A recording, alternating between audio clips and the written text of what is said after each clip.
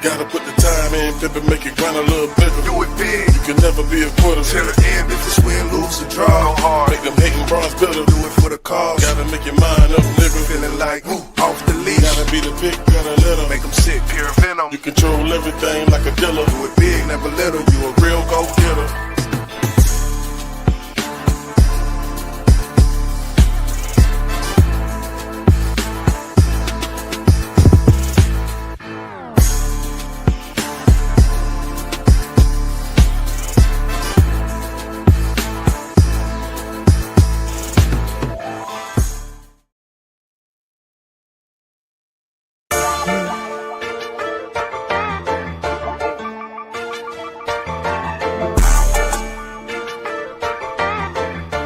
Diamond make the feeling no.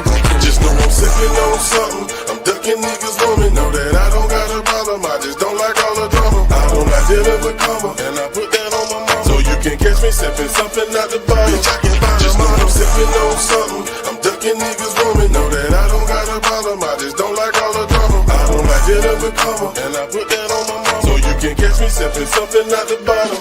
Too many bitches to be fucking with another nigga bitch. That's that gutter nigga shit, to try to cut a nigga bitch. These niggas bustin' by these bitches, they might touch a nigga quick. See, I'm not fussin' by the bitch, but she gon' fuss about the dick. Ain't that a bitch? Bitch, I'm an OG, nothing about me counterfeit. If you don't trust her, why the fuck you keepin' niggas round the bitch? I wonder where you found a bitch, probably with a bunch of tricks. On the corner catching licks with the G. She tryna make that money quick. It be easy, cause I don't want the chick. Too many bitches on my dick to chase another nigga bitch. Bitch, I home chase my liquor. You niggas know my bitch is thick, so if you love her, then you better come and get her. Bust a nigga. Just know I'm sipping on something. I'm ducking niggas woman. Know that I don't got a problem. I just don't like all the drama. I don't like dealing with karma, and I put that on my mama. So you can catch me sipping something out the bottle. Bitch, I can find just know I'm sipping on something. I'm ducking niggas woman. Know that I don't got a problem. I just don't like all the drama. I don't like dealing with karma, and I put that on my mama. So you can catch me sipping something out the bottle. Bitch, I can find a mama. I feel like I'm a star at the bar. Hold up, can't take out. They tell us that crank me up like a car. Fucking with me, you get bent up like a arm. I ain't flex, fuck around, get killed like a arm. I don't dance, too much money in my pants. She told you you can't, she told me I can. Listen boy, I'm the man, got your chick on demand. I'm just trying to chill to these jams. I watch these shouters shaking their ass. I'm chilling and cooling, my cousin the blood, so he bullin'. Mechanic, he stupid and here with the tool, he'll use it. Pussy niggas as sweet as a coochie when shouters perfume it. DJ drama, you niggas, I will put a hole in your gas just when you sipping on something. I'm ducking niggas woman. Know that I don't got a problem. I just don't like all the drama. I don't like dealing with karma, and I put that on my mama. So you can catch me sipping something out the bottle. Bitch, I can find just know I'm sipping on something. I'm ducking niggas woman. Know that I don't got a problem. I just don't like all the drama. I don't like dealing with karma, and I put that on my mama. So you can catch me sipping something out the bottle. Bitch, I can find a model.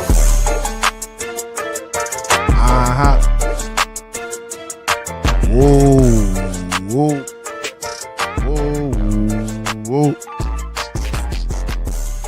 Wine.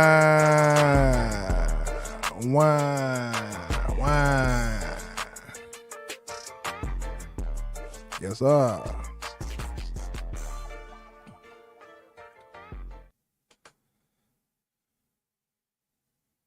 Back at it. I get a call, right? It's back at it. Yes, sir. We back in the building once again.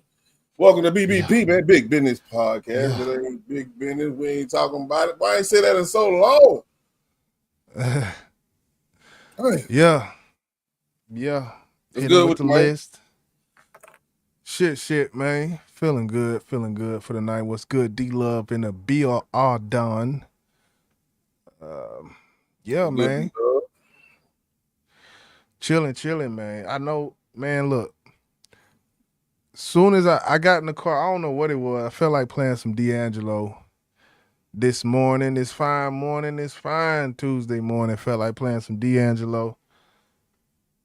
I'm listening like, man, look, that Voodoo album by D'Angelo, bro, man, that joint jamming.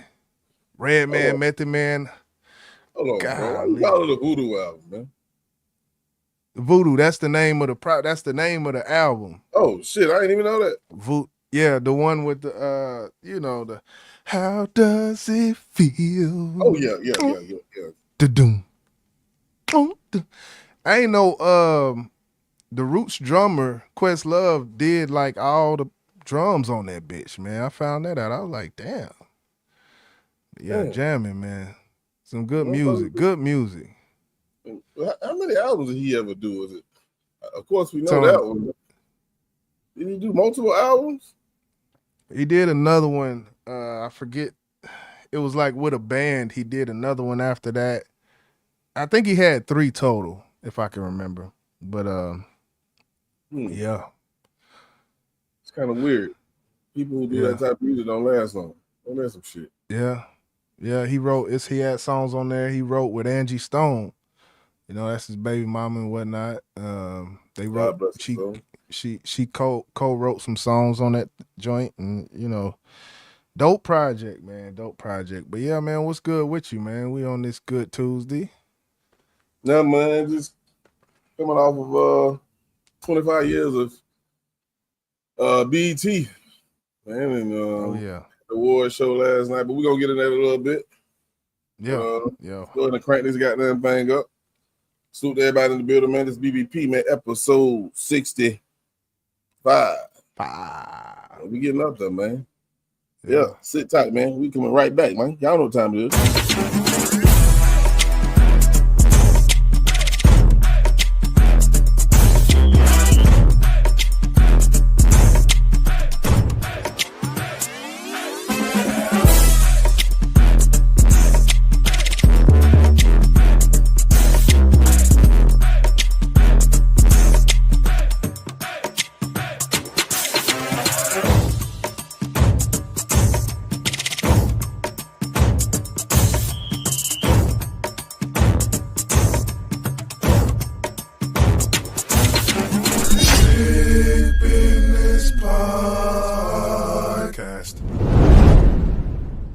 I like that action. Okay, we here with it.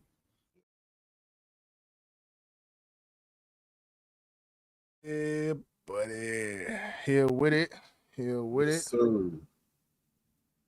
So, man, of course, man, I don't know if you've seen the short I put up on the community crime page and a few other pages, man, about a lady named Pauline Brown. Did you catch that?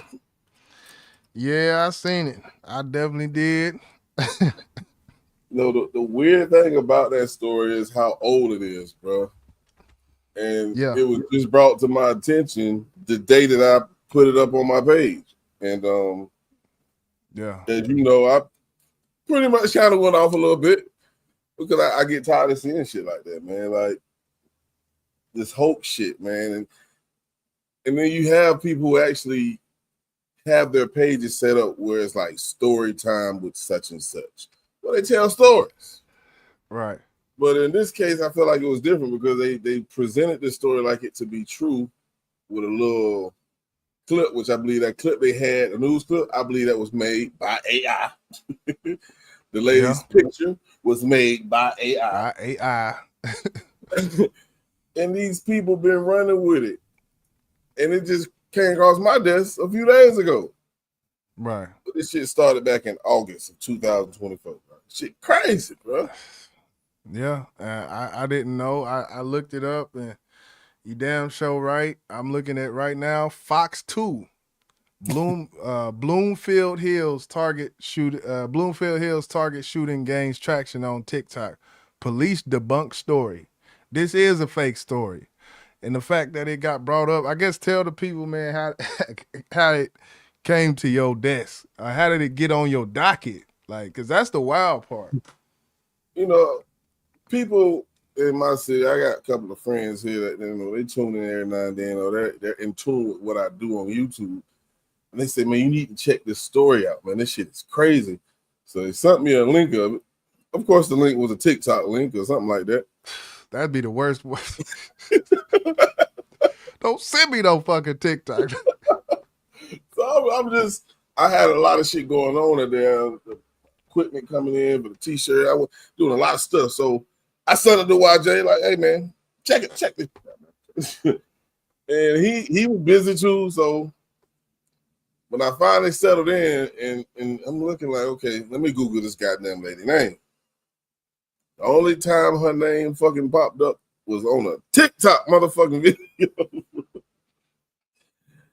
I said, man, this shit ain't real, bro. This shit ain't real, man. So, you know, Shit, wow. I have things to say about this shit. Yeah. It started by definitely a TikTok story. And they got actually a lot of details. But yeah, basically beyond TikTok, they say AI generated sites picked up on the story and presented it as real. And that be the thing, especially in true crime and reporting any of these stories. You definitely, and I ain't gonna lie, I done got caught up, you know, by seeing something and then finding out later that so nobody's immune to it just because how real this shit is right now as far as this AI shit, the fake shit, the clickbait, everything. Uno in the building. What's good? What's good? Everything that's going around with, anybody up here creating content, man. That's the first thing. As soon as you see something it look outlandish, definitely gotta look that shit up. Yeah. It's crazy, man. A lot of people, when it comes to true crime, only people who really gonna dig deep is people who's serious about it. So, I went back to I said, man, make sure whenever you send me something, make sure it's legit. She's like, well, I thought it was because everybody at my job, they're making a big fuss about it. And if you don't know what the story is, the story was. Yeah, tell them. Yeah. Miss Pauline Brown was an old lady who was going to a store trying to get a parking space. And there was two younger fellas who parked in a handicap spot. They got out the car. Miss Pauline Brown stopped them. Now, this is an 80-something-year-old, supposedly 80-something-year-old lady. Right. With a cane, whatever. And she said, hey, are you handicapped? The boy say, no, I just ain't feel like walking. And she pulled out her 22, which I don't know if it was a hand 22 or a shotgun. And pew, pew, right in both of his goddamn knees and said, now you is. Man, look. So slowly she went back to her car. Now listen to the story, kind of sound foolery as I tell it. Got in her car and left. By the time she got to the exit to get out of the parking lot, police was already pulling up on her. She shot two of the police officers too. Yeah. Just wild, man. Just this internet shit, man. These keyboards have gone crazy. These bots have gone crazy, and it's almost at the point where you can call people who are typing behind the keyboards bots. Yeah, just goofball shit, And people, you see people in the comments just, she should have did that, and they got what they deserved. And shit, and this shit ain't even. The girl who told me, she was like, man, if people see what she did, they might start doing this type of shit. Man, this shit ain't fucking real, man. Right. Crash dummy missions. Try to set people off, gaslighting, all of that. This is 2025. This is America. Yes. Another thing we've been, seeing a lot lately in the news, national news, we've been seeing this ICE situation with these deportations and ICE roundups. I don't even know exactly what ICE stands for. I know ICE is a trigger word. Maybe you can look it up. It's probably Immigration Council, some shit. But with the big situation in California, I think it was yesterday or the day before, and you got all these people protesting, definitely turned violent, rubber bullets and all of that, shooting at the crowd, all of that going on in LA right now. And Trump decides, let me send 700 active Marines into this place that's already in unrest, in a place of unrest, to send 700 active duty Marines to this place. Now, this is what I'm hearing. I think it was NBC that was reporting that they are active duty. Because that, to me, you sending active duty Marines into citizenship areas. Like these are habitations of citizens, and you're sending active duty Marines into these areas. I'm like, man, this shit sounds crazy. Man, Trump is serious about this shit, man. We've known this from his first term, bro. Trump ain't playing about this shit, man. Yeah. If you ain't born here, you ain't your papers ain't United States, bitch. He Right. don't want you here.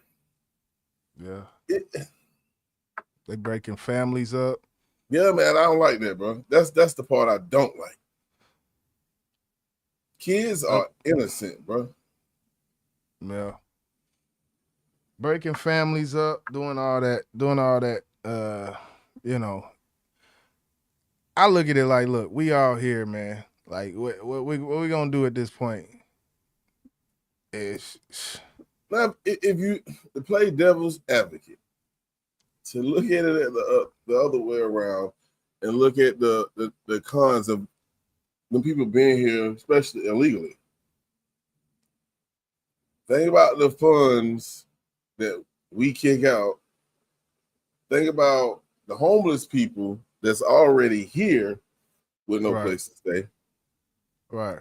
And now we gotta house these people that's here illegally. I get that part. I understand that part. Yeah. People getting financial aid and don't really supposed to fucking be here. That money is coming from the taxpayers. I get all of that. Yeah. It has to be a better way, YJ, man. It has to be, bro. It has to. Yeah, the active duty part, I get it. You know, when you go into tax dollars and things, they're you know, they do feed into our GDP as well. Yep. When it comes to the taxes, that, you know, you could be illegal and still get taxed when you go to the grocery store. You could be illegal and still get you know. So it's one of them things. The homelessness situation in America, I don't think will ever be solved, just to tell you the truth. But it's far as a president doing that, you know, it's a bold move, and I don't know how much more I got to say about it, but definitely a bold move. Yeah. Yeah, I feel sorry for, you know, some of these people. But who am I? I'm just a peon, man. At the bottom of the totem pole. I can just tell you how I feel about it. Just keep it pushing. Be careful, y'all. Yeah. Yeah. Yeah. You know, it's a couple of people I work with, you know, definitely not here with Social Security numbers, and they what I will say about them is, you know, when it comes to these roundups and ICE roundup, they've had protests here in Dallas and things. They talk to each other. They're in communication. They're using social media as a tool to be like, look, ICE over here. Watch out over here. ICE over here. You know, stay away from, you know, these areas. ICE came and did this today. So they're using social media, especially Facebook, a lot when it comes to ICE being in the territory, or things that are happening, which, you know, as I guess as they should, you know, they're gonna use every tool they need, and yeah, try to dodge that bullet, man. Yeah, but we had it going on right here in this little city of Brunswick. Because when I was working at the other place, you know, a bunch of Hispanics were there, and just one day the motherfuckers just stopped coming to work. So we wondering, like, did they quit or did ICE get them? You know what I'm saying? Are they hiding or did ICE get them? You know what I'm saying? It was like that for a while. So I was like, fuck. Yeah. So, yeah, man. But yeah, we definitely got a lot to talk about tonight on this Tuesday. You know, we're gonna get into the BT recap, the Wayne album. We got a case we're gonna talk about, and we're gonna talk about the Clipse label situation. But first, I think we're gonna chop it up about this Diddy, man, getting this Diddy trial, things continuing to continue. You know, Diddy in the courtroom making faces at people and whatnot. I think you got video in here. Just play the footage, man. Let's just chop this up real quick. Yeah, we'll play this. It's a news article. We'll watch this first. We'll watch it all the way through. It's like 4 minutes, and then we're gonna chop it up. I want to know how you feel about what's going on, and I also want to know what you think is gonna be the outcome. So let's take a look at this, man. On to another dramatic day in court in the Sean Diddy Combs sex trafficking trial. This time, the focus on Combs after the judge threatened to have him removed from the courtroom. CBS News legal reporter Katrina Kaufman outside the Manhattan Federal Courthouse with more on the judge's warning to Combs. Katrina. So during the testimony of Brianna Bongolan, this is a friend of Cassie Ventura's, who has accused Sean Combs of once dangling her over a balcony. Sean Combs was nodding quite a bit at various moments in the testimony, and the judge admonished him. He said that he was nodding vigorously, looking at the jury, and that if this continued, he would consider removing Combs from the courtroom. And that is a huge thing for a judge to say. A defendant has a right to be present for his criminal trial, and so it's really shows how extreme the judge feels about this, for him to be making this warning and telling Combs that that is a possibility. It's also interesting that the judge used that word, nodding vigorously, because I had in my own notes that he was doing that same thing multiple times. One was when the defense on cross was saying that it wasn't true that he had sexually assaulted Bongolan, and Combs was nodding his head. And then especially at, I think, what the defense felt was a smoking gun for them, which is that she said this whole balcony incident happened around September 26th. We saw a photo of a bruise with metadata that had that date on it. The defense brought out that Sean Combs was actually performing at the Prudential Center in New Jersey on September 25th. He started nodding very strongly during this. And then they brought up a Trump International hotel bill from when he was staying there from the 24th to the 29th of September, so covering those dates when this incident allegedly happened. And we saw all of his breakfast charges from those dates. Now, the prosecution did bring this back a little bit. They showed text messages that Cassie Ventura had sent to Combs' assistant, Christina Coram, where she said that he had dangled, she called her Bana, over a balcony and choked her. So there was a really, really interesting cross-examination today, but all of it led to the judge giving Combs this warning. Yeah, stern warning. So jurors heard testimony from another one of Combs' ex-girlfriends. What did she tell them? You know, this was such an echo of the testimony that we heard from Cassie Ventura, Sean Combs' ex-girlfriend.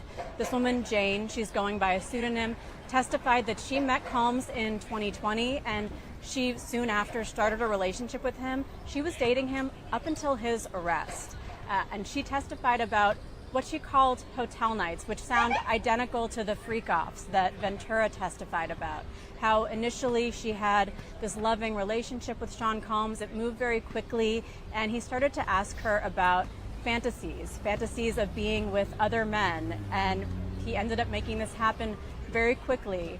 She talked about how the first time they ever did it, it was sort of exhilarating. She felt like they were engaging in taboo behavior, and I actually did see Combs nodding during this, but as it continued, she said it started to happen every time they got together. They would have these hotel nights, and all she wanted to do was be with him, but she said she also wanted to make him happy. Over time, she says that she tried to tell him she didn't want to participate in these, and this all goes to these charges of sex trafficking, racketeering conspiracy, and transportation for the purpose of prostitution. She was talking about how she was transported on planes that Sean Combs paid for to different states where she would engage in these sexual activities, how he started paying her rent, giving her an allowance. We heard very similar things from Cassie Ventura, how he slowly began to have all of this control over her life. Katrina Kaufman. Katrina, thank you. Yeah. So it says nodded. The verbiage used, I thought was interesting. Nodding vigorously, quote unquote, looking at the jury, and I start to think when it comes to these federal cases, are jurors are they allowed to be seen by the defendant? Is it, I mean, it's open court. So I'm like, he's saying looking at the jurors, but it's like, I've seen this before. Defendants and jurors, I've seen them in the same room in the open court. I did look up in RICO cases in New York, do they have the opportunity, is it open court? Like it says, generally in a RICO, defendant in New York will have the opportunity to see the jurors in court during the trial proceedings. Criminal trials, including jury selection, have historically been open to the public. It says, however, there can be exceptions to this, in which this is what I don't know with this specific case, what the guidelines are. It says courts may order juror anonymity or other measures to protect the safety or privacy of jurors in certain cases, particularly those involving sensitive matters like organized crime, which that's kind of what they're trying to say. For example, in a RICO case in a Brooklyn federal courthouse, the court allowed for an anonymous and fully sequestered jury. So, yeah, I don't know exactly the but Yeah, it's court. They're there. They're there, yeah. Yeah, right. So he can't look at them? Is that like No, it's not. It's not the fact that he's looking at them. It's what he's doing. You got to understand, they have to be there. They have to see him, because whenever someone is testifying, especially when they're talking about him and something he did, they want to look at him and look at his reaction. Right. But you should not be looking at them nodding your goddamn head. For what? You don't know none of them people over there. Like, why are you nodding your head at them people? You don't know them. You should, it can come across as threatening. You feel what I'm saying? Yeah. So, and that's one thing that before this happened, because the judge been noticing it but never said nothing. So that day in court, before they even had court, he said, we're not going to have the shenanigans. And he brought up all of this. And he did it anyway, bro. He did it anyway. So that's why the judge made a big deal about it, because he had just talked to them about this. Okay. So that's why it came out. And I can see that. I can see that. As far as the nodding, yeah, you and that almost is like, I'm pretty sure his defense lawyer, like the lawyers, they coach their people on courtroom etiquette and all of this shit.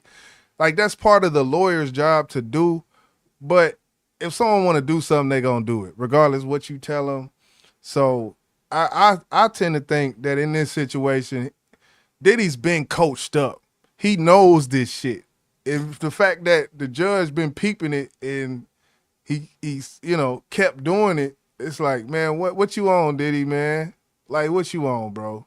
What? I mean, just imagine you a juror and you just happen to look over there at Diddy and that motherfucker looking at you like this.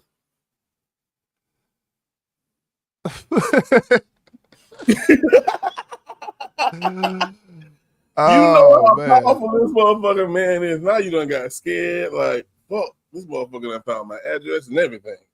Right. He gonna store a cocktail holocaust in my goddamn car. Oh, the Molotov. Right. Yeah, Molotov, yeah. Yeah. Man, it's wild. I think, he need to calm that shit down. The defense lawyer, he ain't doing himself. He doing himself a disservice with all of that shit, man. Sit back in the courtroom, take a page out of Young Thug's book, man. When Young Thug was up there, man, he was, smooth. The most you seen from Young Thug was, bopping to it on break. You see him bopping to a song or something, listening to music. Leaning to his lawyer, say something to him. Yeah.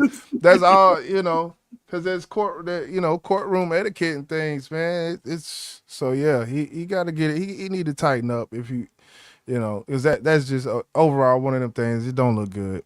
It don't look good. Yeah, like D-Love say, it's intimidating. And I think that's the only reason he's doing it. Trying to intimidate them people. Yeah, he ain't into looking what at, though? He ain't looking at Cassie or the lady on the stand. He looking at the fucking juror.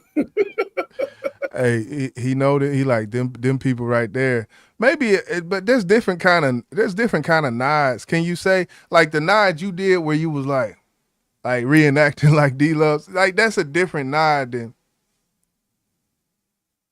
Uno said she lying. You talking about the lady who said she was hung over the balcony? Yeah, I think that's when I seen that pop up when the clip was saying that. But yeah, either way they nodding. If it's a good nod, because there's a positive and a negative nod. Can we agree on that? Yeah. So yeah, either one. You can be seen like this. Yeah, like the fast nod, like you see what I'm saying. So, but the bottom line is, regardless if it was the positive nod, like you can't do that. Yeah, he need to tighten up, man. Get his shit right. You're trying to influence the juror. Yeah, that's the one word. way or the other. Right. If it's intimidation or it's, like, I'm a nice guy. Look at me. I'm nodding at you. Like, either one, you doing something you ain't got no damn business doing. So be out with that shit. Yeah, so I don't know, man. This shit, it'd be every now and again. It seemed like we touch on it on every BBP, but we ain't did BBP in weeks. So every few weeks, it'd be something that pop up with this damn case. I'm noticing it'd be something new that is, it's popping up and shit. So before we move on, though, like I said earlier, I want to know from you and I want to know from the chat. At this point, just like y'all know, I've seen that short I put up with Judge Mathis. Judge Mathis says if court was to end today, and I had to make a decision, he said he would give Diddy 5 to 10. I agree with that. Because of what right now should be able to be proved that Diddy has done. Right. If it was the end, or do you agree with that? Will you give him more? Yeah, I agree with that. Because, a lot of things we've heard haven't been tied directly to racketeering. And the thing about the term racketeering, they get you on this charge because of the broad umbrella of racketeering. Yep. What it is, the broad umbrella of racketeering. And when it comes to the RICO, you need 2 of the 3 things. And I don't know that, I don't know the 3 things off the top of my head, but I do know there has to be 2 of the 3 for it to be considered under the umbrella of a RICO. And as far as though, if these 2 things have occurred, I do think under the letter of the law, 2 of the 3 probably have. So that's why I probably agree with Judge Mathis, man. Judge Mathis. I like Judge Mathis. Goddammit. What you think? Yeah, I think I'm thinking he's gonna get at least 10. He could get 15. I'm a max out at 15. I ain't gonna go past 15, but he gonna get at least 10. That's how I feel. Yeah. I heard it's too much, man. It's too much. Yeah. I wouldn't be surprised. Just to segue into the next topic. I know I did hear old Kevin Hart up there on the BET Awards last night. I forget exactly what he said. He was like, it been a few y'all going to, it ain't gonna be no after parties today. No after parties. We're not doing that. Shit gets slippery. We got robot cars outside, driverless cars lined up. Then they showed a picture of the shit on the screen.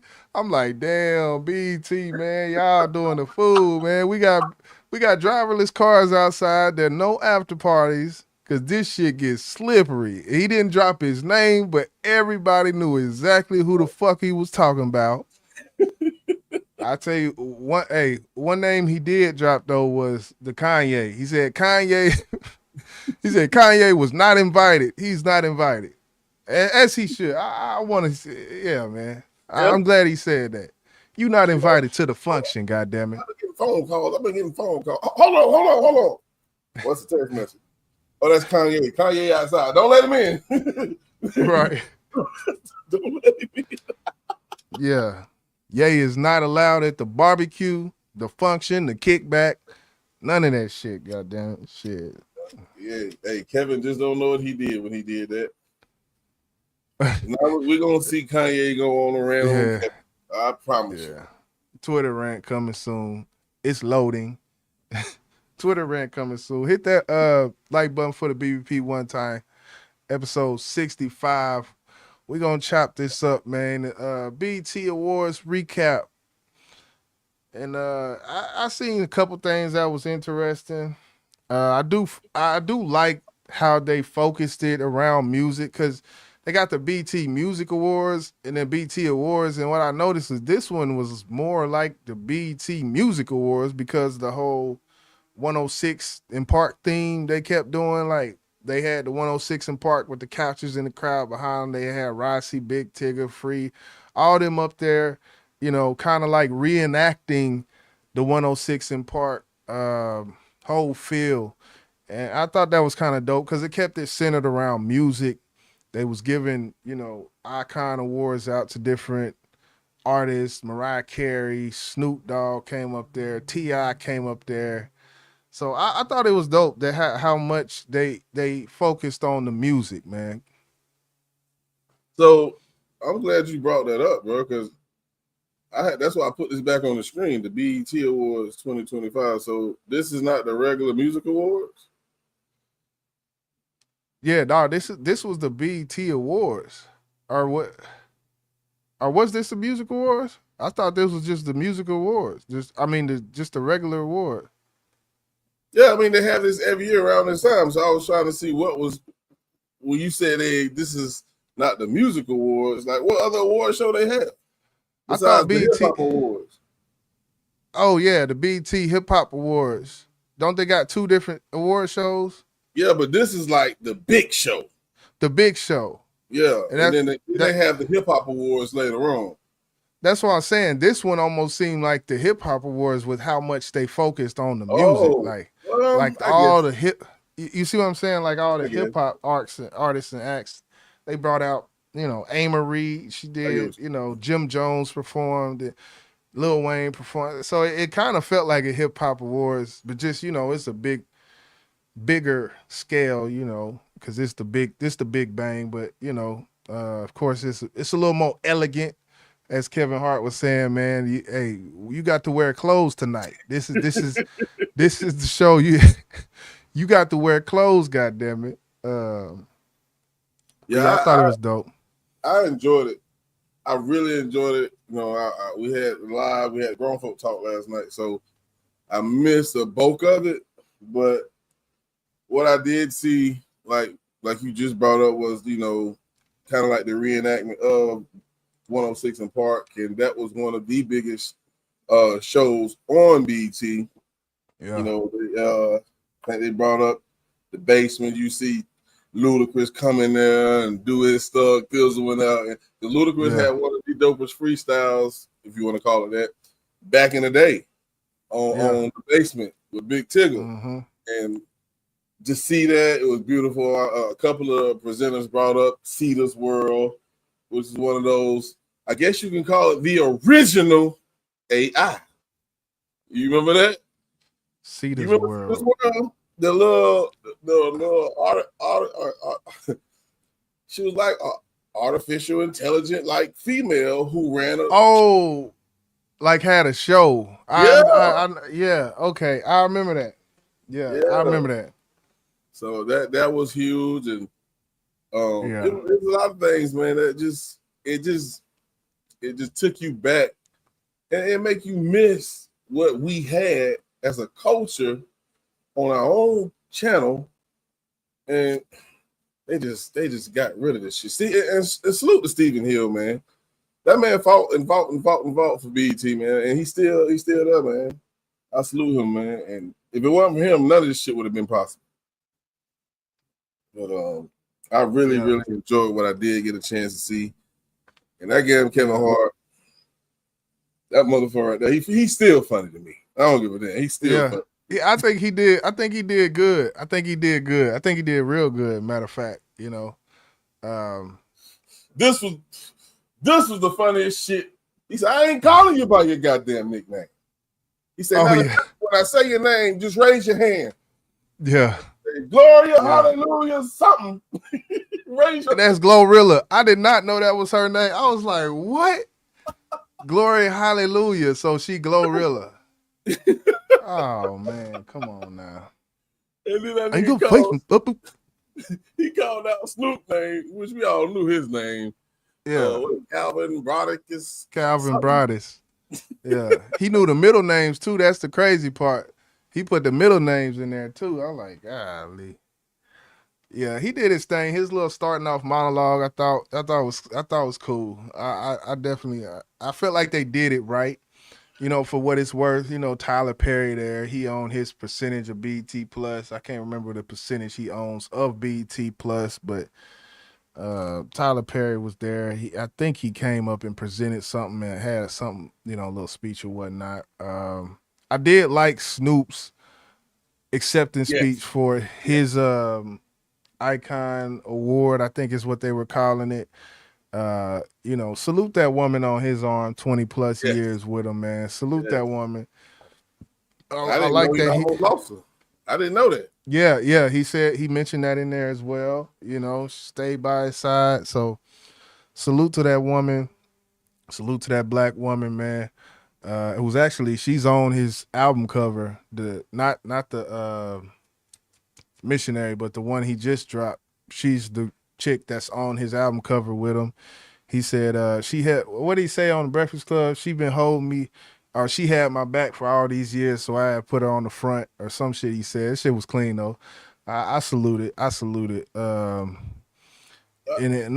another thing he did mention was Master P, and I'm glad he did mention him. So what you gonna say? I don't know if you've seen the whole night, every time they said something special, going from Kevin Hart to T.I. to when he accepted his Icon Award, Kirk Franklin. Yeah. Did you pick up any vibe from him, bro? I felt like he was bothered by what the beginning been said about him, man. Oh yeah, the beginning, his reaction was a little, he was embarrassed. I kind of took it as him being embarrassed because Kevin Hart started the shit off and they ended up giving him an award and he came up and accepted the award and whatnot. But yeah, at first when Kevin Hart brought it up, it seemed a little awkward, I will say that. And I didn't even know what the fuck they was talking about. Oh, you mean you ain't see him when he was goddamn Pete? I ain't see it. But for him to be such a spiritual man and a speaker, that was the shortest award acceptance speech I've ever seen in my freaking life. You know what I'm saying? And how he ended it. He's bothered by something. I don't know if y'all watched it. But the way he ended it, like he's like, yeah. He was grateful for the award. But it just seemed like, you know, and one thing he said was, it's amazing when you don't understand how, because like, I can't even sing and I'm getting this award. Yeah, you can't. Yeah. All you do is direct. But you know what? To that, I will respond and say that boy can tickle that. He can tickle that ivory. Now he knows how to arrange music.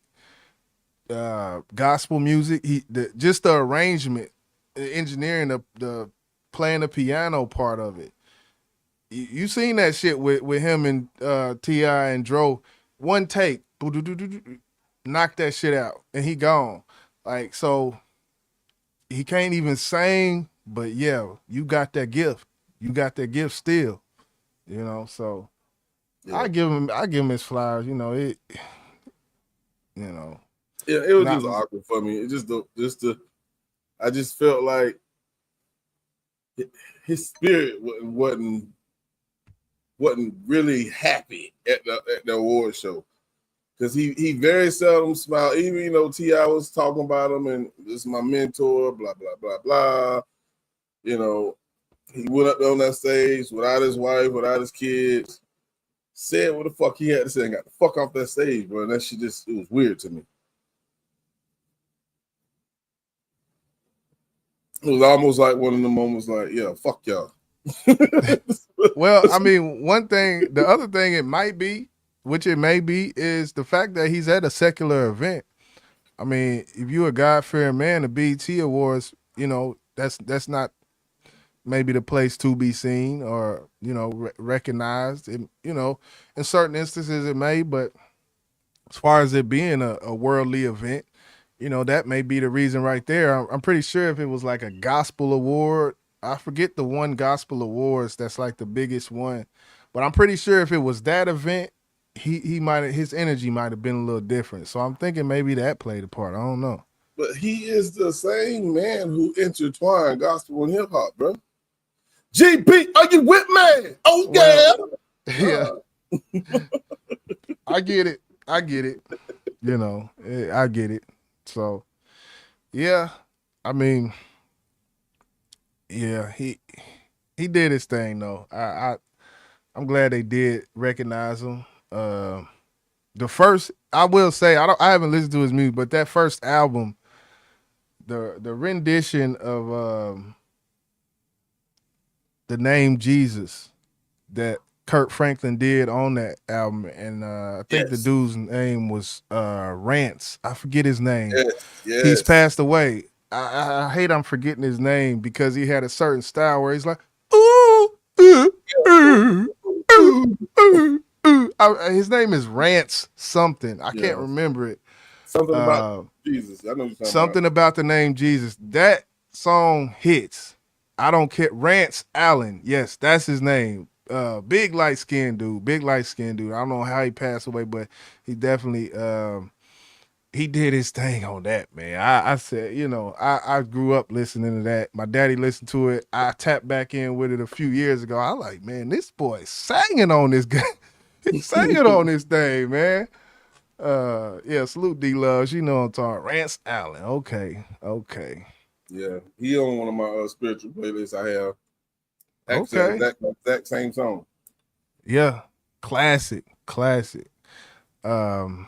But yeah, man, I don't know. Any last words on it before we move on? No. I think Lil Wayne got an award. What award did he win? Oh yeah, I don't know exactly what award. I seen his performance. I seen his performance. Win an award? I know he performed. Did he win an award? I think it was just like the recognition award or something. If he did, I can't remember. I didn't see the whole thing at all, so I'm not gonna, act like I did. But I did see his performance. And one thing I will say, when it comes to Lil Wayne performance, he did better than I've seen in the past. Like, I feel like he heard people and performed a better performance, even though I hated a Millie he did a Millie, and that's where he lost me at, because I hated that song when it came out. The bars on it I don't like the bars, I don't like the verses, I don't like the cadence, I don't like the beat, I don't like nothing about the song of Millie, and it's been that way. Bangladesh, nah, man. But he did have one of the better performances I've seen from him. That's what I will say. Far as this album, I don't know if we guess we could go ahead and get this out the way. Yeah, since we already talking about Weezy. Yeah. Weezy F, baby. And the F is for foolishness.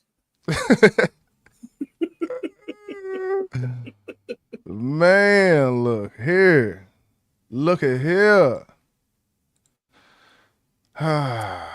So, the elephant in the room, man. I think we've all talked or heard at least the world give their opinion on the Carter6.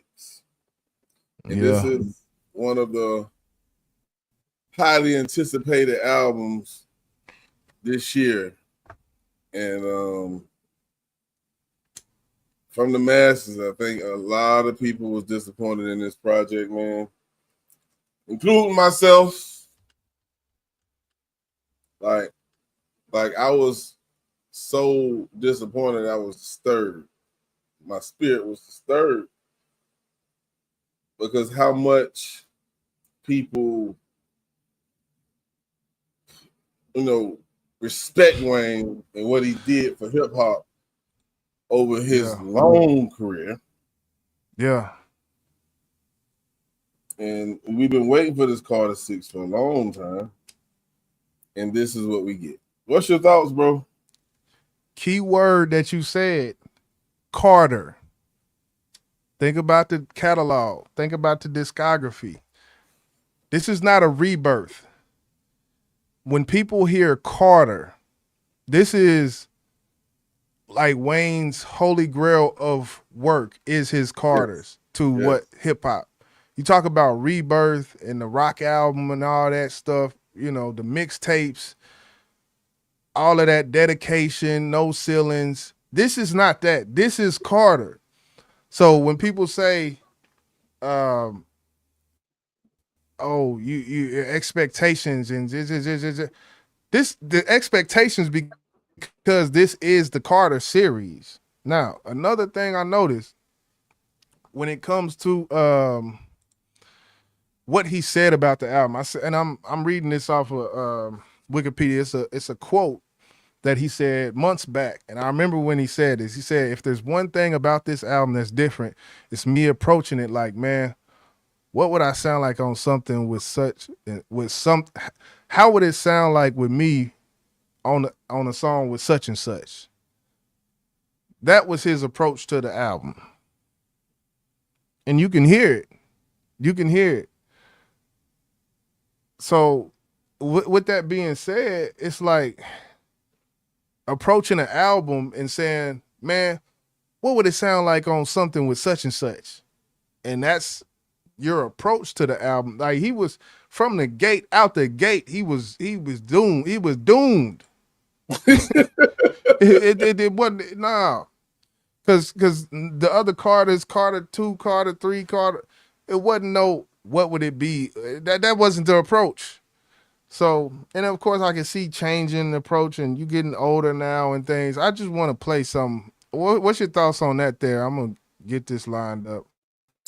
I'll just, like you said, the Carter series is a holy grail. And this is what you have got the respect of your peers, your fans. So when we hear the Carter, whatever is coming, we're expecting greatness. Greatness stopped at Carter 3.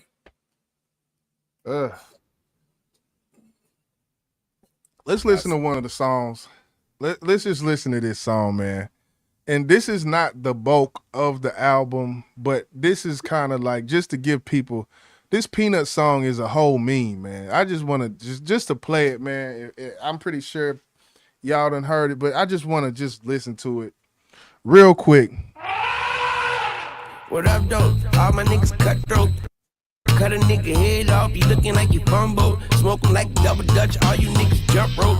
Syrup in the double cup, through punch like knuckles. All my niggas up though, bands on bands in my pants, that's a drum roll. Elephant memory, but I can't remember her though. All my bitches buck rope, monkey on the back like Michael Jackson and bubbles. She on the track and I'ma have to go Dumbo. They gon' go uh-oh. Elephant in the room, but I can't sit out the jungle. Lots of fucking.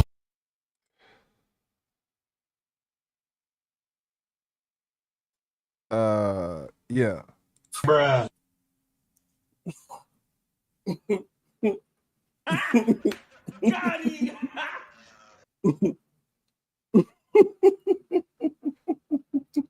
Tripping.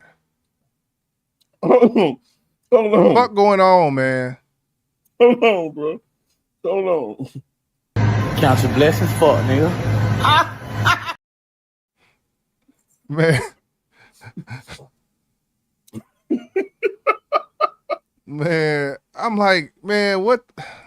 Jumbo, my big fault. face It just, hundos. A bitch got an elephant booty, not a rump roast. It's that gas mask face, ashtray, gun smoke. Niggas with the mad face, smash face, snub nose. I ain't snuffing up against, but you could get snuffed though. The gun go. Talking to that shit is irrelevant. You niggas just peanuts to. that's it. That's it. Peanuts to an elephant, man. That's what we got. Deontay Nelson, the last Carter was good. Okay. And see, I've been, I've heard that it was good. That's subjective, I will say. Salute. Deontay in the building. Carter6 though, man. What's your thoughts on this one though, man? Yeah, that's the question. 'Cause I actually heard somebody from off of Joe Budden show said they like Carter6 better than they like Carter5. Okay, well, okay. The song with Big X the Plug. Big X the Plug did his thing on the hook. I feel like he saved the song. The song with Jelly Roll, cool. My favorite song by far was Welcome to the Carter, or I think that was it. Welcome to the Carter. And I think Written History was cool. But something was missing, man. It's just something was missing. He say he wasn't inspired. It don't seem like he was. He doesn't seem like he was inspired. Hold on, I think I'm having audio issues.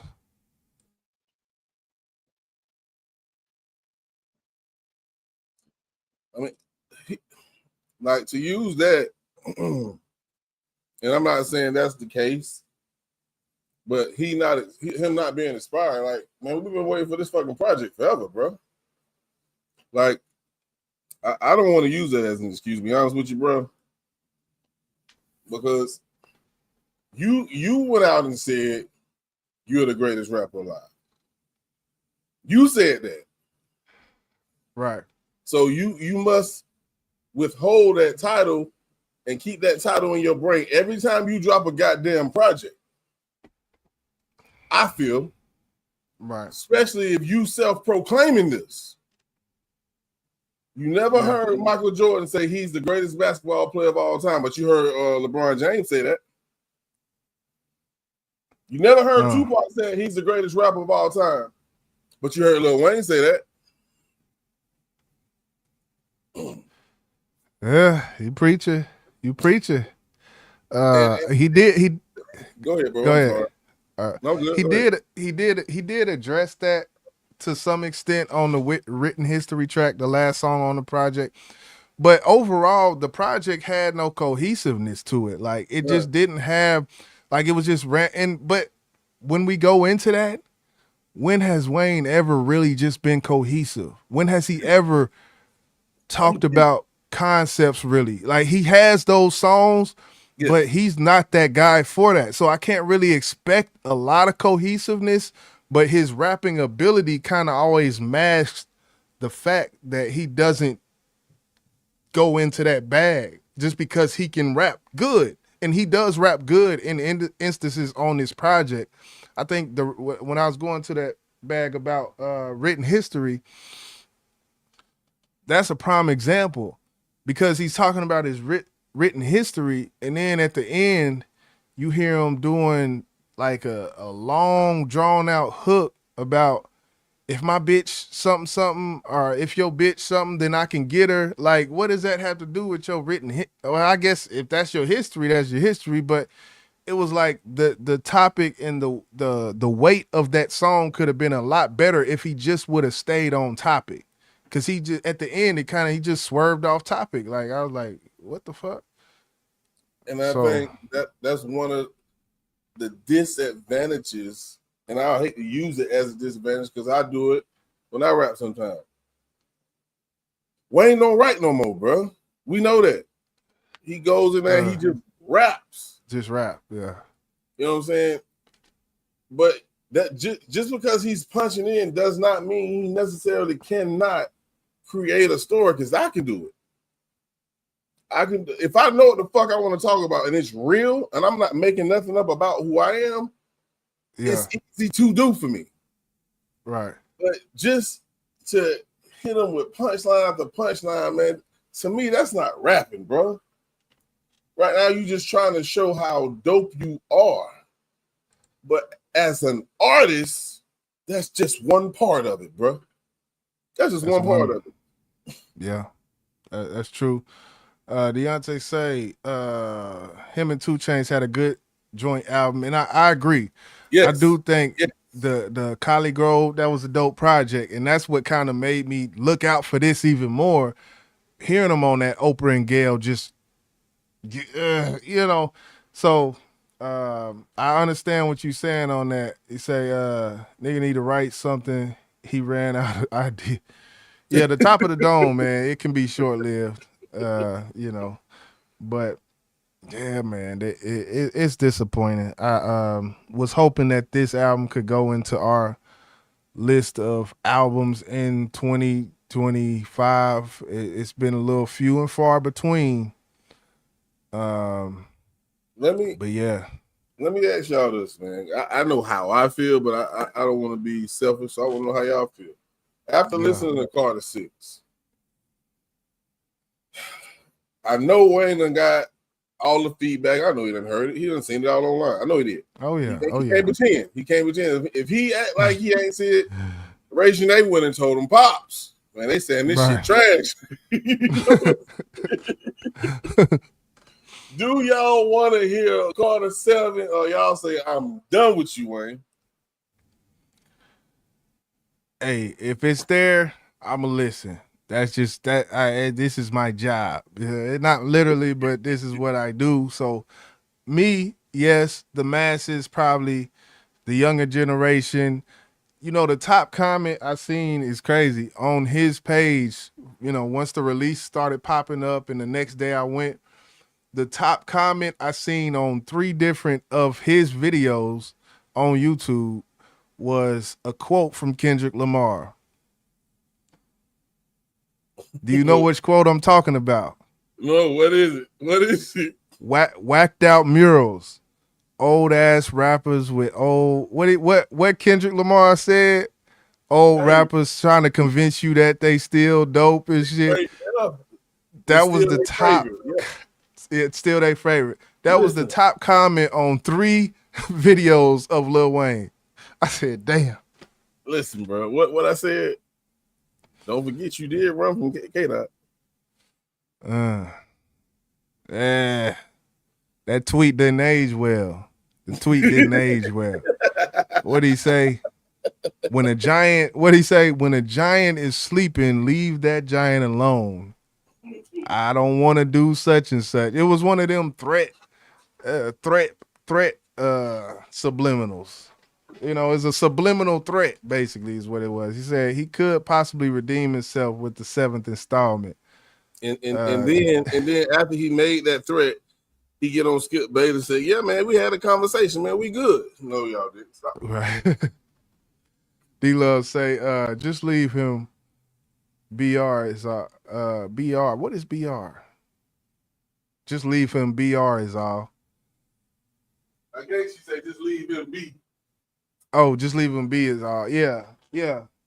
She says it's brutal out here. Yeah, it's brutal. But we can't give it no other way. I mean, shit, man. Hey. Yeah. Right, I'm coming back to somebody. 1 second.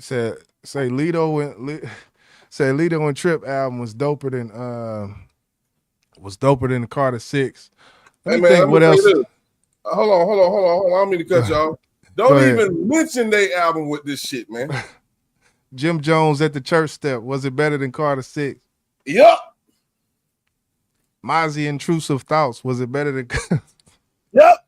Snoop Dogg Missionary? We're not gonna go here. Let me stop. Yep. Let me stop. Exhibit Project. Yup.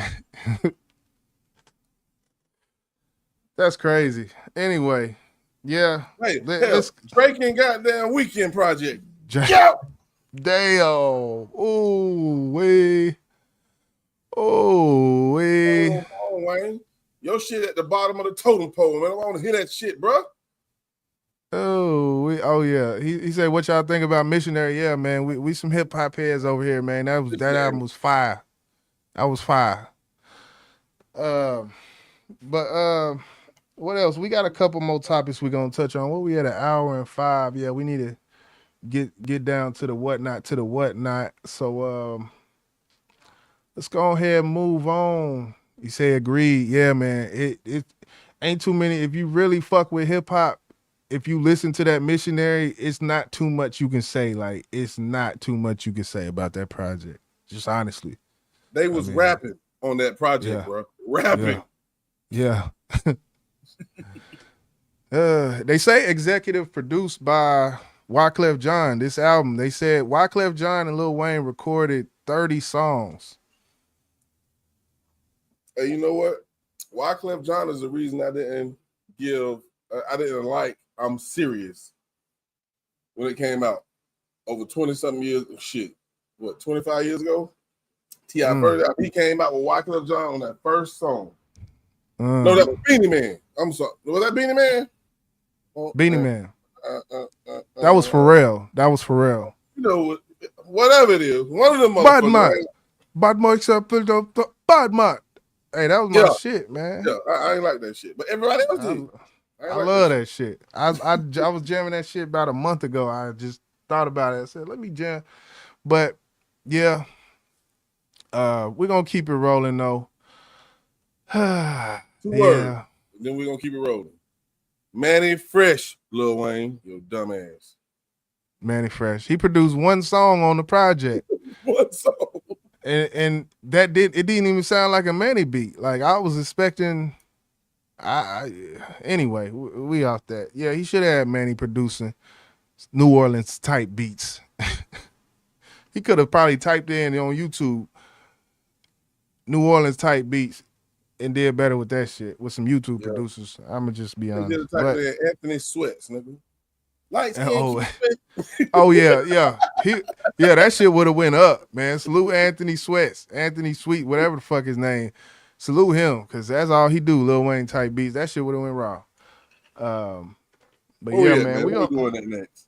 We got to talk about this the Rhonda Paulynice case. I think that's how it's pronounced. It's either Paulynice or Paulynice. Yes. Yes. So you could Rhonda Paulynice, it's spelled Paulynice, so I'm gonna just say nice. Just that's what it looks like. A mother from out of Florida. She somehow thought demons was in her 6-year-old child. And she said she heard God telling her to exorcise those demons out of her child. We know that as an exorcism. And that's what she did. We're still waiting on the autopsy to find out exactly how he died, but I can assume how he died. She tried to exorcise those demons, so she probably choked this man until he stopped breathing. That's my assumption. That's my assumption. But boy, right? Yeah, it's a boy, 6-year-old boy. Yeah. And we're going to take a look at this video, which is on the Community Crime channel. D-Nice. D-Nice. It's my homeboy name. D-Love, you don't mind dropping that link in there if y'all want to go check it out. But we're going to watch this video real quick, and we're going to talk about it. Oh, yeah. We're going to talk about it. We're going to talk about it.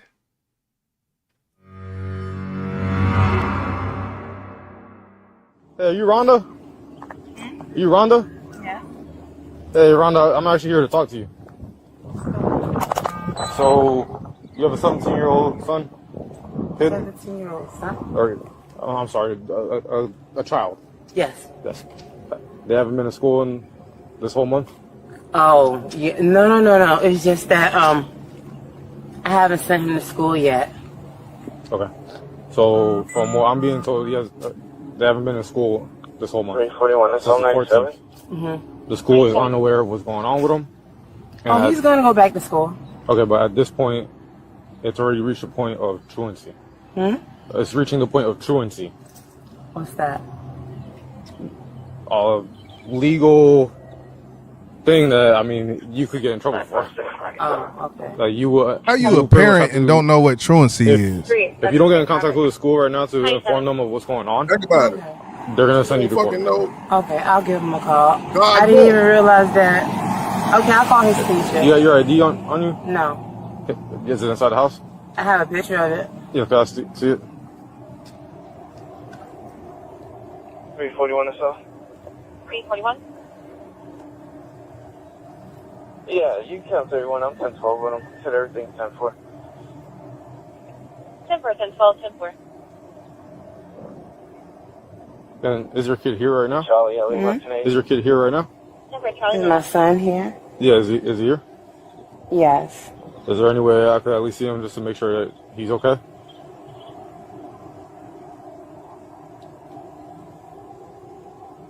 Sure.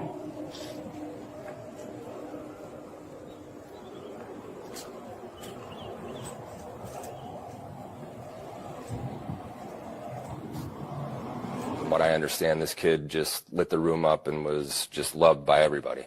And so they're all going to be having a very difficult time getting through this. New details are coming to light Friday after a 6-year-old boy who hasn't been seen in school for more than 2 weeks was found lifeless in his bedroom. It's a tragic discovery that has shaken this community to its core. And now his 31-year-old mother, identified as Rhonda Paulynice, is being charged with second-degree murder. She had a lot of highs and lows during the investigation, from laughing at different times at the scene to crying. It was around 10 a.m. when a deputy showed up to the home on Bedford Drive after the school reported his more than 2-week absence. That deputy came face to face with the mom before she personally took them to her son's bedroom. What we did learn in speaking with the mother, she believed she was being told by God to basically exorcise demons out of the child's body. And when the child had stopped moving and basically passed away, at that point she felt the child had been released of those demons and was waiting for him to basically come back. The boy, Ramil Pierre, attended Samuel Gaines Academy, an elementary school 5 miles away from home. Visibly shaken neighbors and relatives say it should have never come to this. I'm devastated. I'm sick to my stomach. I just can't believe this semen is real. Like, I'm waiting to hear what really happened.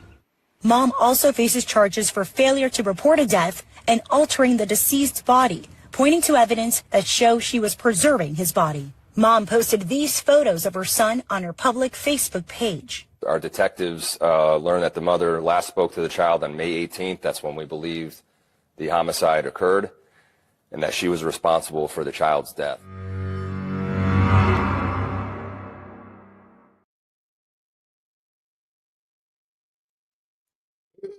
Now, from everything that you watched, everything that you heard her say, her reaction, from everything that was presented to you by the captain, whoever he was,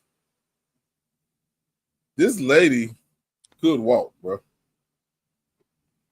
Why do I say that? It's because she didn't try to hide this shit. To me, she didn't. Because if she was trying to hide it, let's think about when he asked her, is your son in that house? She said, yes. She said, can I see him? She said, sure. When they went and they found him, covers was over him except his face.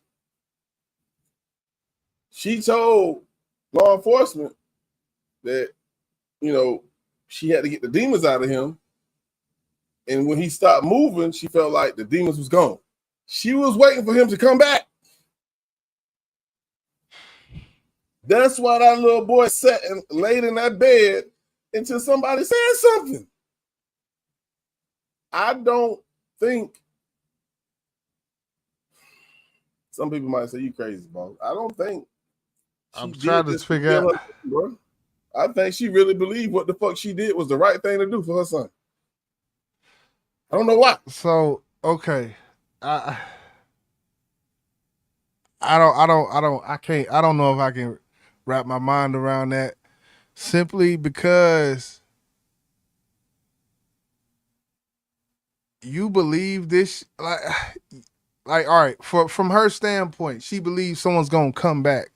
So that means she doesn't have any discernment when it comes to human anatomy. She just thinks the heart stops and it can stop that long. I'm trying to. That's why I see where you're going, but it's either one of two things. The story, it's a good, well-made story from her part, or she just. It's either one or the other, and both of them involves her killing this child. To me, I get what you're saying. It's like, how can you really believe that, boss? Because I feel like if her intentions was different than what she's telling us, which was to exorcise the demons out of her kid. If she really just wanted to kill her kid and she didn't want to be a mother no more, I think she would have covered up her tracks a little better than what she did. She didn't even try to hide the kid, bro. The kid is still laying in the same bed that she killed him in.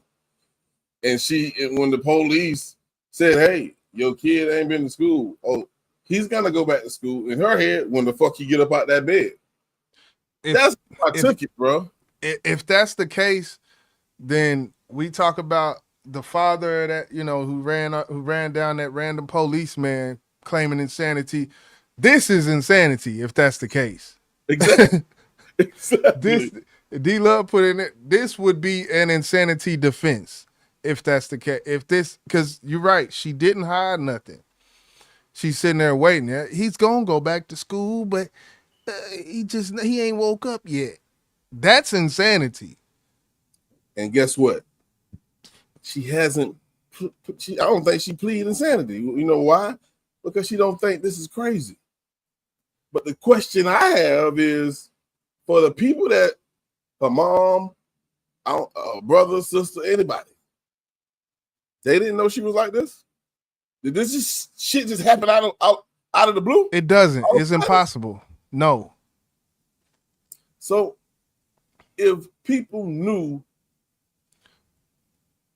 she wasn't there all the way, I would have had my eyes on her and this kid for nah. She shouldn't be a mother, bro. Right. And go ahead. I don't know if they knew that this was going on, because people can live kind of secluded. They can have a whole family and live secluded. I've seen it. So that's a possibility that no one knew that this was going on truly, or what was going on, because it might not have been out of the normal for her not to bring the kid around the family. But as far as her mental state, if this is what she believes, unless she's kind of like one of them double life people where, when they by themselves and ain't they thoughts, they a different person than what they put on to be when they with their family and stuff. So it's either that or the other. Either she put on good for the family and claimed to be normal and kept up appearances over the phone, which is not hard. Or they just ignored the signs, in which we've seen that as well. We've seen families ignore the signs that someone is not right. The first thing you said, if she was one of the ones who had to put on when she's around family, then I can't say you can plead insanity for some shit like that, because that lets me know, right? Right from wrong. Right. And you're acting right when you're around people, and you're doing devilish shit when you're by yourself. You can't plead. You can't plead insanity for some shit like that. So that goes back to my question: the mother, the father, if she had any siblings who came up in the same household as she did, when she got pregnant, I would say she shouldn't keep this goddamn baby, because I know your mental state. I know your mental health is not there. You can't take care of a goddamn kid. But obviously, she had this kid for 6 years before something clicked in her brain and said, I got to get these demons up out of her. And anybody with discernment would know that a kid that's 6 years old, them ain't no demons, man. Just growing. Them is not no demons. But you know, the spiritual world is different. You know, logic and spirituality don't always coexist. I'll say that. Because for one, the term faith in itself, I don't want to go into it. I don't want to go into it. Faith is believing without. Yeah, we know the definition. I don't know it. Yeah. There's no proof of it, but the faith. So there's no proof of this demon. There's no proof of this child being possessed. But she had faith that it was there. That does not coexist with logic, people. But going back to what you said, and let's just say this was the case on how she killed him. Choking to the goddamn demons get at you. That's not logic. That's not logic. No. You cannot believe or have faith that I just choked my kid out until he stopped moving, that he's just gonna wake up. No. Too many movies. She didn't watch too many movies. It's like, that's the only thing I can believe, man. If she was really thinking that, yeah, she done seen a few Halloween movies and things. So what we know before we move on. Yeah. Just like I asked about Diddy, what do you think gonna be the outcome of this case, man? She need to be up under the jail. She don't need to. If she's not under the jail, she needs to be wherever she's at, without access to. Her 17-year-old. No, he thought. I think he misspoke. She don't have a 17-year-old. Oh. She just got that little 6-year-old. She don't got no 17-year-old. He misspoke. Oh, okay. I didn't comprehend that correctly. So, yeah, she does. No matter what amount of time she gets, she doesn't need to have custody of this child, or the child can't have, because she don't need to be a parent. She need to be up under that jail, man. Point blank, period. For what she did. She murdered that child. Her own child. Fratricide, what they call it? Yeah. Do away with her. Is she in death penalty state? Is it possible? Even if they do a study on her mind, find out that she ain't rap type. I'm just saying. Yeah. Okay, then let her sit in that loony bin. That's how, if that's the case, But that's not what they do to them people, bro. Because they feel like those people who are not rap type, they'll put you in those places and they'll try to help you. And when they feel like maybe you can live in society, they'll let you go free. Nah, she needs to be medicated, Prozac, whatever it is. She don't need to be free no more. I know that much. Hell. Let me read what D-Love say. She says, it's only a small amount of pressure that needs to be applied in the right place that can take someone out. That's true. Yeah. That's the thing true. Everybody don't have, discernment. Or they were scared of her is all. She only had one kid. Yep, she been on garbage before this. Had to be. Shit. I don't know. I was just listening to everything that she was saying before I wanted to convict her and put them cuffs on her ass like they do on Uno show early in the morning. Put them cuffs on her ass, take her ass away. It's just like she's not rap type, bro. She's not rap. In the neighborhood she lived in, did y'all see the fucking house? The nice neighborhood. Very nice suburban neighborhood. Let's just play this real quick. Look at this neighborhood. Hey, you Rhonda? You Rhonda? Yeah. Hey, Rhonda, I'm actually here to talk to you. Oh, yeah. Why Bushes. is her house the only house with fucking boards on the window, bro? Right. They ain't got no HOA at that motherfucker. Grass all tall. Number 1, goddamn it. Oh man. I don't know, but this is a story that caught my attention. I want to definitely share with you guys, see what you think, and I definitely keep an eye on any updates. She did go to court. They're not gonna let her ass out. Nope. Which I understand why. Yeah, no.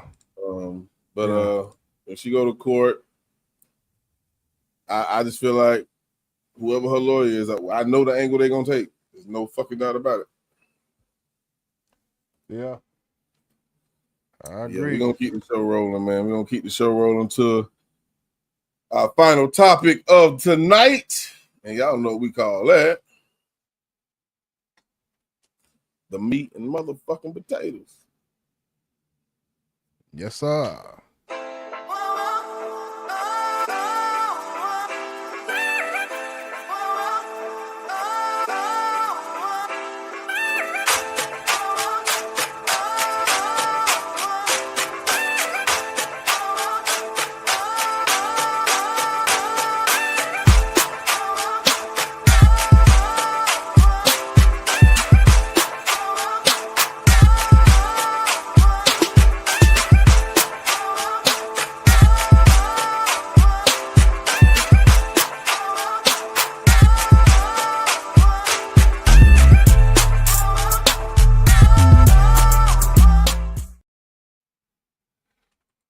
Boom. Man, your motherfucking chest, nigga. So, man, what we gonna talk about, man? What's the meat and potatoes, man? Let's talk to these people, man. Yeah, we're gonna play this clipping that we uploaded a couple days ago. And yes, basically let's chop this situation up when we talking about the Clipse and how they got to where they are right now. The Clipse have been doing a little promo out here, and this is a GQ written interview, which I wish they would have did an actual on-camera interview, but they didn't. So went and found the article and basically read it. We're gonna so when it comes to okay, yeah, it's basically me reading, and boss, I put it down there so you can stop it at any point in time. And yeah, man, let's chop this up. Last topic of the night. So when it comes to Pusha T over at Good Music, over there doing music with Kanye, Malice gives his blessing. It ends up coming out to Wyoming with Pusha T. Malice states, with the smirk, I don't deal with foolishness at all. But when Malice came out, he says, I saw what he was talking about. The GQ article goes on to say, as frustrating as this experience ultimately is, it served as a crucial spark for the reunion. It yielded the first official new Clipse track used this gospel, but the sessions were even more fruitful than the fans realized. The brothers have revealed they wrote to the Follow God beat before Kanye snatched it back for the Jesus is King. This bitch!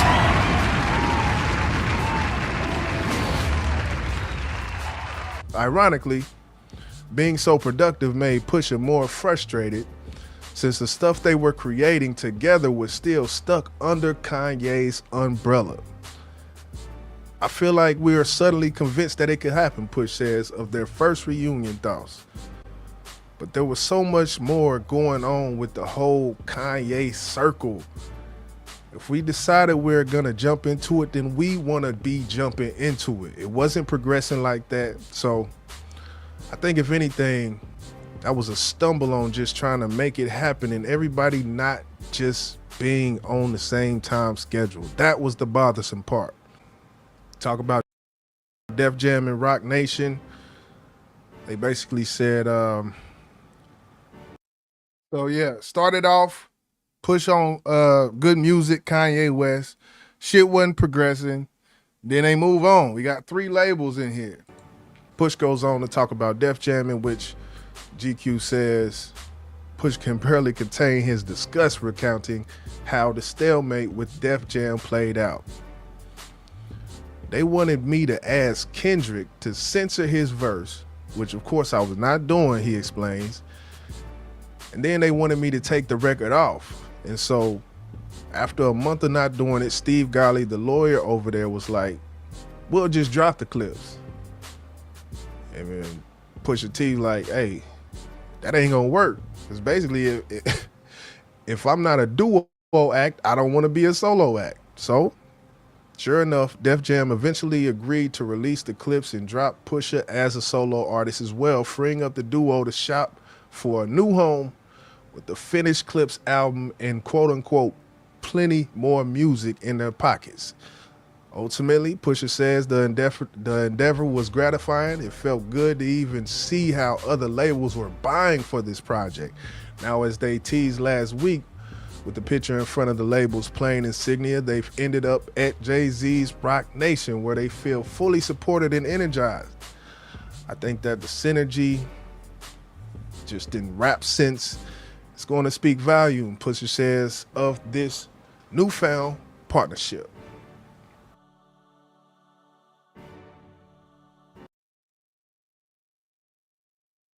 So,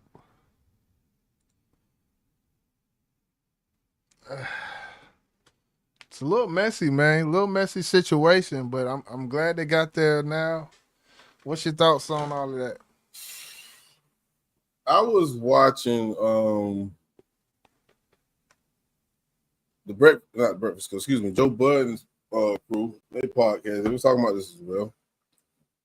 And one thing I took from that is the power that certain artists may have that we don't know they have. So when they were speaking about, asking Kendrick to, censor his verse, right? You know where that came from, bro. Because UMG. Let's go back to when 50 came in the game. 50 had a lot of power, bro. And 50 say, when I goddamn lean, the label lean. You don't think Drake got that type of power? I don't like that. We can't let that come out. We talking about your $400 million baby. You got to keep him happy, even though this motherfucker done tried to sue y'all and everything. At the end of the day, y'all know how I feel about what Drake did in the battle with K-Dot. Yeah. It's spilling over into this. And so let me ask you this before we go any further. Okay. You feel like an artist should have that type of fucking power, bro? No. And I don't think he should have. And I don't think that, I think that may play a part. The UMG Drake situation, the lawsuit, and all. I think it does play a part because it was Steve Golly, the lawyer for Def Jam, which is a umbrella of UMG, that wanted to censor the verse by Kendrick. Also, I do think what plays a part is the actual song, which is called Chains and Whips is the song. And in this song, the actual content or the concept of this song, and I could play some of it just to get a vibe for it. The concept of whips and chains is like the industry rap game, whips and chains. And I think a bar in there that he says on the hook, Pusha says something to the effect of, you can take this or that, but you can't take these whips and chains. And of course, that's a double entendre for the whole slavery. And they're talking. So that's the concept, is slavery of the industry. It's kind of like the concept of the song. Imagine giving that concept to Kendrick Lamar and what he will do with it. Pusha T was kind of talking about it subliminal, but I could already see a Kendrick Lamar taking that as his time to shed a light on the shit that's going on with these labels such as UMG's. And as you know, PG Lane, he doing his own thing. He's trying to build his own thing. Of course, you know, he still has ties. He's not completely independent. But I do feel like the things Kendrick Lamar was saying in this song was the reason why. And the Kendrick's verse is not released. The song is released or not released. I don't know how it got out, but I found 1 year ago this song was uploaded without Kendrick and without Kendrick. So you got it. It wasn't released by the label, I don't think. I think it was leaked. I'm saying, do you got it? Oh yeah, I got it right here. I already got it up. You want to tap in real quick? Yeah, hell yeah. Okay. You know I do, goddammit. Okay. Let me do this. I said let me get it on deck, man.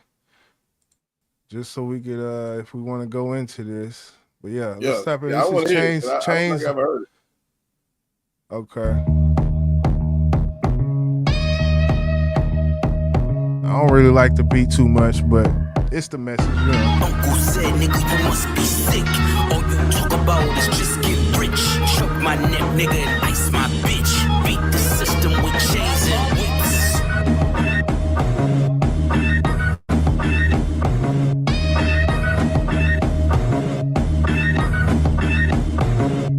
You run from the spirit of repossession.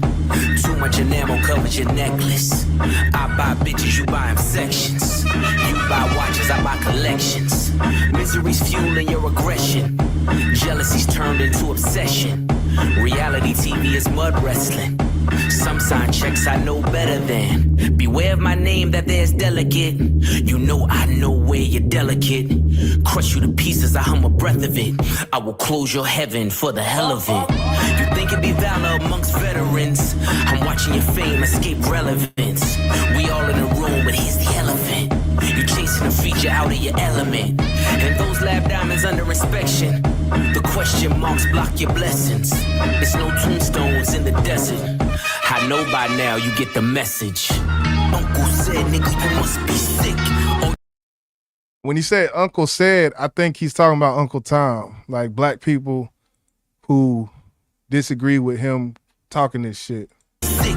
All you talk about is just get rich. Choke my neck, nigga, and ice my bitch. Beat the system with chains and whips. It don't take much to put two and two. Your lucky streak is now losing you. Money's dried up like a cuticle. You're gasping for air now, it's beautiful. John 10:10, that's my usual. Mamas is falling out in funerals. Embalm and bloat, they now viewing you. They never find the guns, but the sewers do. Bubbles was sick, he need medicine. Brought him back. Okay. We get the gist of it. Yes, we get sir. the gist of it. Yes, sir.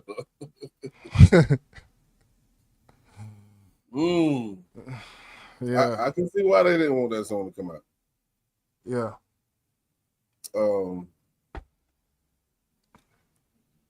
It's crazy that they dropped Eclipse from that label though.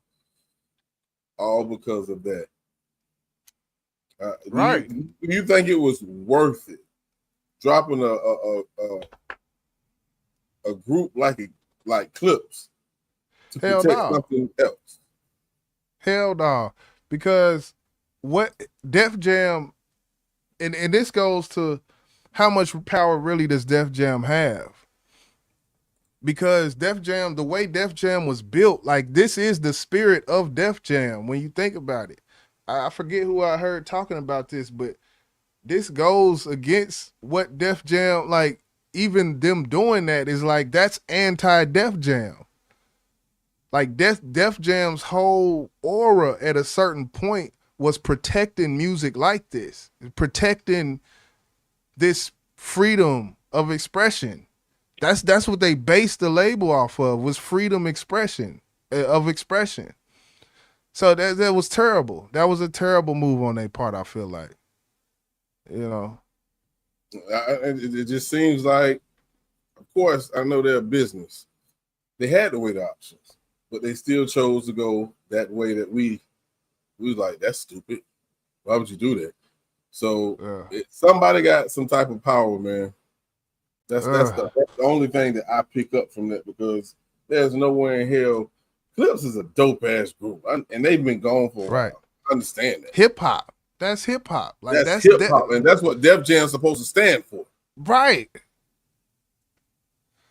Yeah, shit wild. Shit wild. So moving forward, as far as Rock Nation, my thoughts, I think Rock Nation is a perfect home for this.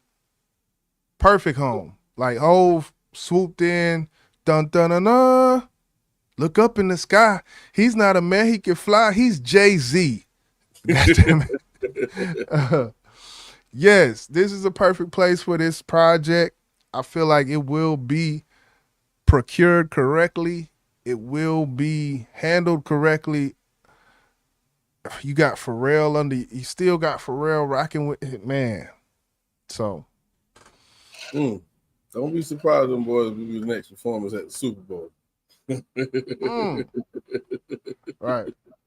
I know they ain't got that type of catalog, but they're gonna be a part of it eventually. As far as Jay-Z verses, Pusha T got, and they actually spoke about that in the GQ interview as well. As far as, you know, Push and Hov collabs, I think they got 2 together. And as far as this new project, hey, I wouldn't be surprised if I seen a 16 from Hov. I ain't gonna lie. I would love to see it. Yeah. Love to see it. I just want to play a small little clip of this real quick, and we'll get up out of here. But this is coming from Joe Budden, man. They had some things they want to say, man. And I just selected the spot. I don't know where it's at, but let's just take a look. Listen. I call him Def Jig. Or that. I like that. I've been calling him Def Jig. Now, I try to chill because I used to know good people working over there. I don't know who's over there now. I know they broke down, consolidated, and picked it back up, and they made some type of new group now with all of Mercury and Island and yada, yada, yada. We'll get to that. But Def Jam did Big Sean wrong, Tiana wrong, even though she's still over there. Who else they did wrong? Crit, Joe Budden, Def Jam without Ludacris and Ja and DMX and LL, and that Def Jam ain't Def Jam. So why everybody get all of that? The record player with the needle on the post that I have fucking tattooed on me, them days are long gone. Why anybody is surprised that Def Jam did some anti-hip-hop shit? I'm shocked by it, but I'm not. They've done a good job with marketing themselves as the hip-hoppitiest hip-hop label, and that just has not been the truth for quite some time. So it don't shock me that they said in the middle of litigation, hey, no Kendrick. Yeah, he cooked me. I see where he coming from. I can see exactly where he coming from. You know, I still think Kendrick verse. I still think that ain't the only thing though. To an extent, I still think I can imagine what Dot would do on that concept. He would act a donkey, an asshole, man. He would. But what he said, I agree. I can definitely see it his way, and you know, Joe Budden definitely got that. You know, of course, all the shit he was talking about. I didn't know who he was talking about with, you know, all that shit, but he definitely has a more knowledge when it comes to the inner workings of Def Jam. So, yeah, it's not surprising, as he said. They need to get it together, man. I mean, everything is at the forefront when it comes to labels and how they're treating artists. Everything is at the forefront when it comes to how they're ripping artists off, period, especially when they transition from record sales to streaming. Yeah. They have to know. I'm sure they know that all eyes are on this bullshit that we're seeing. So if nothing changes for the better, that just lets you know, Man, we don't give a fuck. You gonna listen to music because you love music. Right. And we gonna make money off you motherfuckers the way Right. we want to make money off of it, and you ain't gonna do shit about it until you figure out a plan. And then what we're gonna do is whatever motherfucking platform you try to create, we're gonna buy the shit from you. Yeah. Dirty game. It's a dirty game. dirty game, I will say. As far as the industry goes, it's definitely not surprising. It got to be a way they can, because my thing is this music, they had all these songs over at Good Music, and they shopped the album, or not, maybe not shopped it, but to an extent they shopped the music they had that they've been working on. And when Push says in the interview, he says it was great seeing the labels and the people who wanted to buy into this. So that would tell me that there was already an amount of songs that they had, and to be able to travel with the music tells you they're doing business the right way.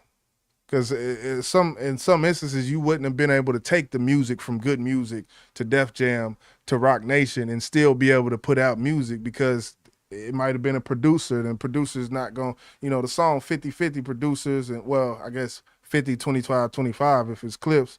But logistically with the music, they have something in their music. They're not under no slave deals at this point. No. And that was I think that was a good thing far as Good Music, Pusha T, with the deal that he did have, that he wasn't under no slave contract with Kanye to where he couldn't take his music nowhere else. So, yeah. Pros and cons, I guess, Yeah. Well, this is something that we'll continue to follow. Oh, yeah. I was just glad them boys, they got released and got picked right back up. Jay-Z, he always sitting right there, just like he did for Meg. Oh, yeah. Oh, yeah. So he there. Salute the whole for, doing the right thing. Hopefully the deal that he got with them, everything works out well and both parties. And fuck Def Jam. Yeah, basically. Yeah, man. But we're gonna go ahead and wrap things up, man. It's been another BBP episode 65. Yeah, man. We'll be back soon. Might not be next Tuesday. We might got another show. Never know. Yeah, but we'll see. Stay tuned every Tuesday. If not Tuesday, we'll be here Saturday. Oh yeah. Might be both days. You feel me? Yeah. Yeah. We working. You got anything else, man, before we get up out of here? Nah, man. Duo project coming soon. Boss and YJ, Brainstorm.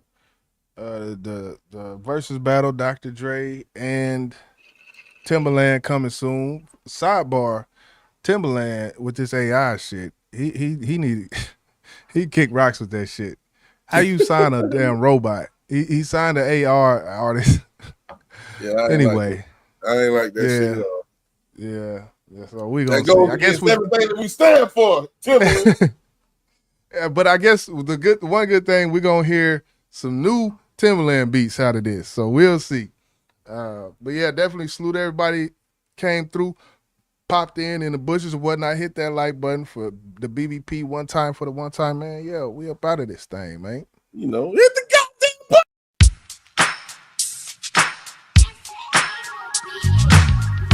You ain't gotta show it all off, girl. I know it's some fire up under them clothes. I know you know, but they ain't gotta know about that. I like that, like that. I know, girl. I know it's some fire up under them clothes. Fuck what the next say.